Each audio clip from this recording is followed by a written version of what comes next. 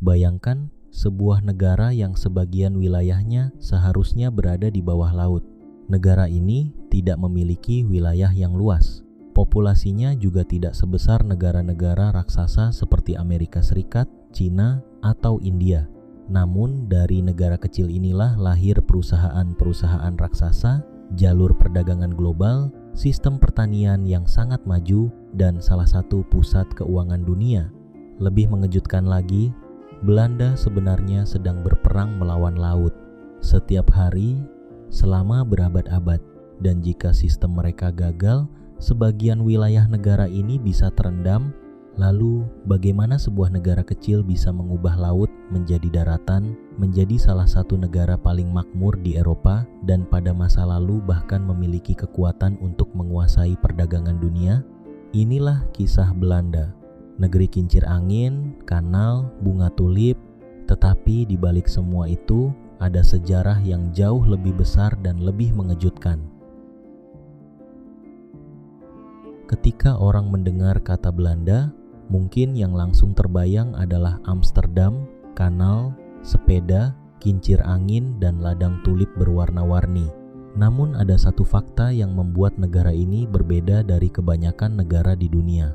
Belanda sangat rendah. Sebagian besar wilayahnya berada dekat dengan permukaan laut, bahkan beberapa wilayah berada di bawah permukaan laut.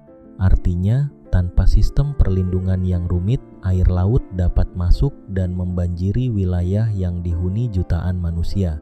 Tetapi masyarakat Belanda tidak menyerah pada kondisi geografis tersebut. Mereka justru melakukan sesuatu yang luar biasa. Mereka mengambil daratan dari air melalui pembangunan tanggul, kanal, bendungan, pompa, dan sistem pengelolaan air. Masyarakat Belanda selama berabad-abad perlahan mengubah lingkungan mereka. Wilayah yang sebelumnya berupa rawa dan perairan dikeringkan dan dijadikan lahan. Tanah hasil pengeringan ini dikenal sebagai polder. Dan disinilah kita bisa melihat salah satu karakter paling penting masyarakat Belanda. Mereka tidak hanya beradaptasi dengan alam, mereka belajar mengelola alam. Bayangkan hidup di sebuah wilayah yang setiap saat terancam banjir. Satu kesalahan dalam sistem tanggul bisa menyebabkan bencana. Satu badai besar dapat mengancam desa dan kota. Karena itu, pengelolaan air menjadi lebih dari sekadar proyek pemerintah. Ia menjadi bagian dari kehidupan masyarakat. Belanda kemudian membangun sistem pengendalian air yang semakin kompleks. Kincir angin yang sering dianggap sebagai simbol romantis Belanda sebenarnya memiliki fungsi penting. Salah satu kegunaannya adalah membantu memompa air dari wilayah rendah. Air dipindahkan dari satu kanal ke kanal lainnya hingga akhirnya dapat dialirkan ke tempat yang lebih aman. Bayangkan saja, sebuah negara menggunakan energi angin untuk memompa air, mengeringkan tanah, kemudian menggunakan tanah tersebut untuk kehidupan manusia. Inilah salah satu alasan mengapa kincir angin Belanda bukan sekadar dekorasi. Ia adalah bagian dari sejarah perjuangan manusia melawan air. Sekarang kita menuju Amsterdam, kota yang mungkin menjadi salah satu kota paling terkenal di Eropa. Amsterdam dikenal dengan jaringan kanalnya yang membentuk pola seperti setengah lingkaran. Tetapi kanal-kanal ini bukan hanya dibuat untuk memperindah kota. Pada masa lalu, kanal memiliki fungsi ekonomi yang sangat penting. Kanal digunakan untuk transportasi barang, perdagangan, drainase, dan pengembangan kota. Rumah-rumah sempit berdiri berjajar di sepanjang kanal. Mengapa banyak rumah di Amsterdam terlihat tinggi dan sempit? Salah satu alasannya berkaitan dengan sejarah perpajakan dan mahalnya lahan. Ketika lahan di kota terbatas, bangunan berkembang ke atas. Akibatnya, lahirlah karakter arsitektur Amsterdam yang sangat khas. Rumah tinggi dengan fasad sempit, dan di banyak bangunan tua, terdapat kait di bagian atas. Kait ini bukan sekadar ornamen. Dahulu, barang dapat diangkat menggunakan sistem katrol melalui bagian depan bangunan. Bayangkan sebuah kota di mana kanal menjadi jalan raya. perahu menjadi kendaraan pengangkut barang, dan gudang menjadi pusat perdagangan. Amsterdam berkembang dari sistem seperti ini. Namun, cerita Belanda tidak berhenti pada pengelolaan air. Pada abad ke-17, Belanda memasuki sebuah periode yang sering disebut sebagai Dutch Golden Age atau zaman keemasan Belanda. Pada masa ini, Belanda berkembang menjadi salah satu kekuatan perdagangan dan maritim terpenting di dunia.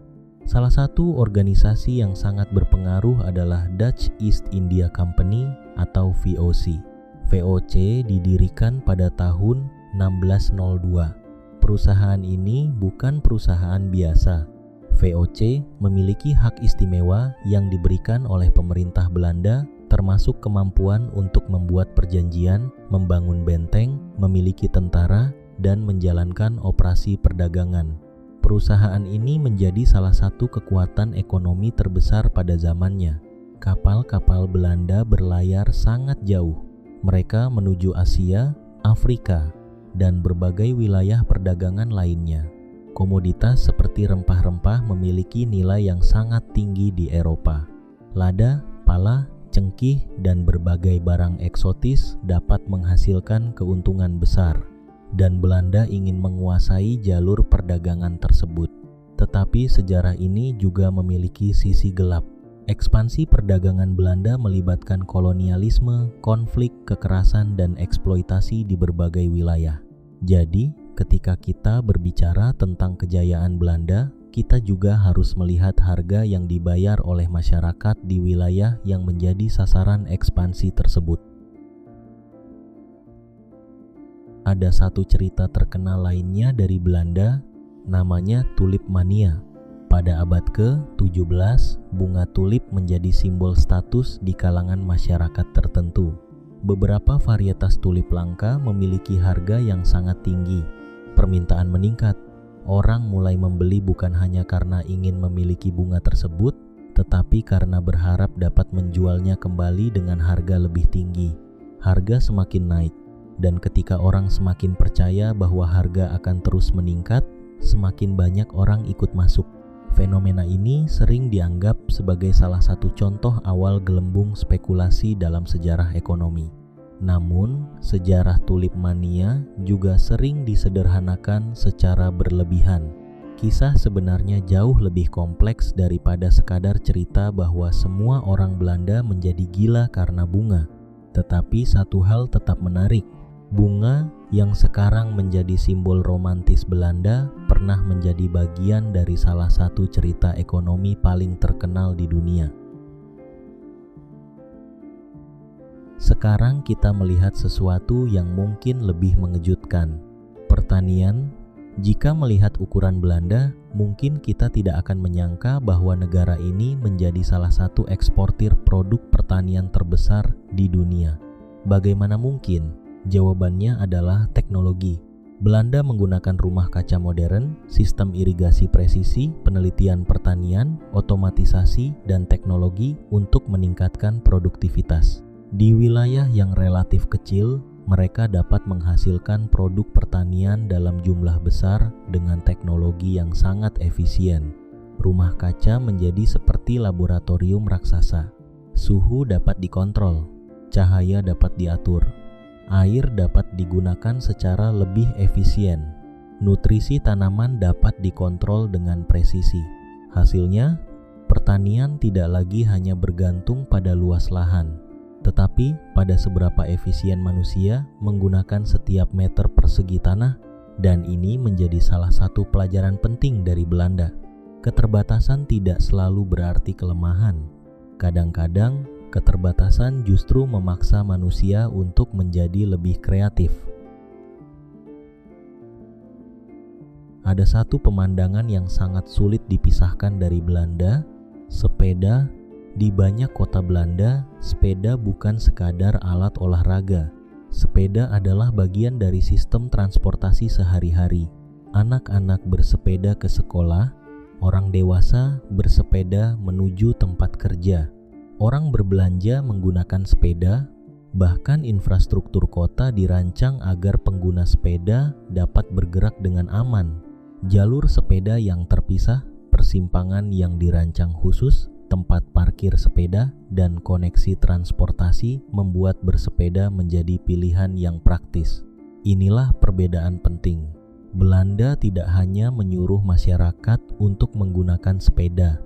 Mereka membangun lingkungan yang membuat masyarakat ingin menggunakan sepeda, dan ini menunjukkan bahwa perubahan perilaku manusia seringkali tidak cukup dilakukan dengan kampanye. Kadang-kadang lingkungan harus diubah terlebih dahulu. Belanda memiliki wilayah yang jauh lebih kecil dibanding banyak negara besar di dunia, tetapi pengaruhnya tidak kecil. Dari perdagangan global hingga teknologi pertanian, dari manajemen air hingga desain kota, dari pelabuhan hingga keuangan, Belanda menunjukkan bagaimana sebuah negara kecil dapat memiliki pengaruh yang jauh lebih besar daripada ukuran geografisnya. Salah satu kuncinya adalah keterhubungan. Belanda memiliki posisi strategis di Eropa. Pelabuhan Rotterdam menjadi salah satu pelabuhan terbesar dan paling penting di dunia. Lokasinya membuat Belanda menjadi pintu masuk dan keluar barang menuju berbagai bagian Eropa. Jadi, jika kita melihat Belanda hanya sebagai negara dengan kanal dan bunga tulip, kita sebenarnya hanya melihat permukaannya. Di balik pemandangan indah tersebut terdapat mesin ekonomi yang sangat kompleks. Namun seperti negara manapun, Belanda tidak sempurna. Negara ini menghadapi berbagai tantangan. Perubahan iklim meningkatkan risiko kenaikan permukaan laut. Jika permukaan laut terus meningkat, tekanan terhadap sistem perlindungan air Belanda juga semakin besar. Ada juga tantangan terkait kepadatan penduduk, perumahan, energi, lingkungan, dan keseimbangan antara pertanian dengan perlindungan alam. Dengan kata lain, perang melawan air belum berakhir. Justru tantangannya bisa menjadi semakin besar. Dan mungkin inilah bagian paling menarik dari kisah Belanda. Negara ini tidak pernah benar-benar menyelesaikan masalah air. Mereka hanya terus mengembangkan cara yang lebih baik untuk menghadapinya. Jadi, apa sebenarnya rahasia Belanda? Apakah teknologi? Apakah perdagangan? Apakah pertanian? Atau mungkin karena mereka memiliki sistem pemerintahan yang baik? Jawabannya mungkin lebih sederhana. Belanda belajar mengubah keterbatasan menjadi kekuatan. Mereka memiliki terlalu banyak air, maka mereka belajar mengendalikan air. Mereka memiliki lahan terbatas, maka mereka mengembangkan pertanian berteknologi tinggi.